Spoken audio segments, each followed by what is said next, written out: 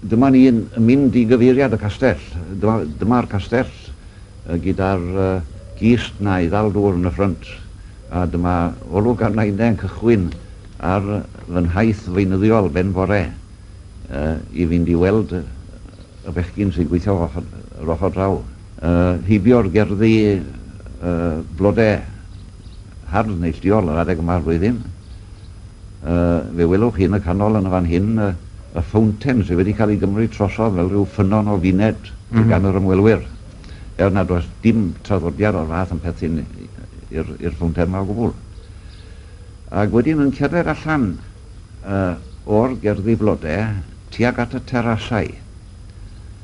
Mae terasau yn disgyn at y pysgod lynnoedd ar y gwaelod. Dyma ni yn y fan hon yn edrych i lawr ar y llynnoedd oedd yn rhoi ymforth i'r bobl yn y castell.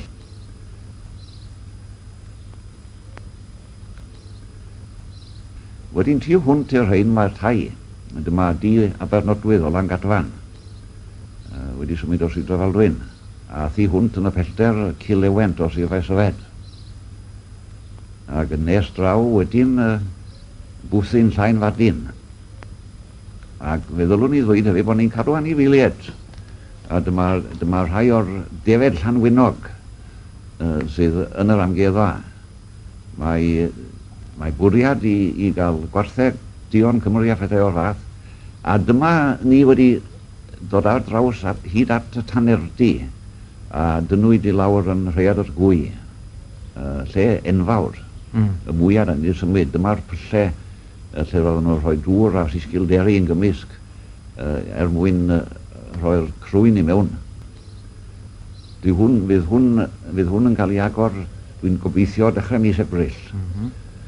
Ac heb o'r ymhell oddi wrtho, da ni wedi dechrau ar dollborth neu di-tyrpeg o benpartiau Aberystwyth.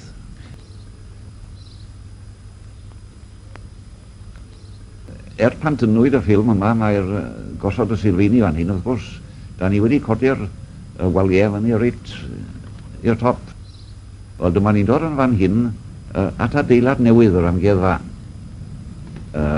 Adeilad da ni wedi bod yn disgwyl amdano ers 15 mlynedd neu fwy. Does dim ond rhan o'n mynd fyny ar hyn o bryd, sef yn fan hyn yr adran weinyddol. Dyna'n stafell i, neu fanna bydd yn stafell i beth bynnag ymhen amser.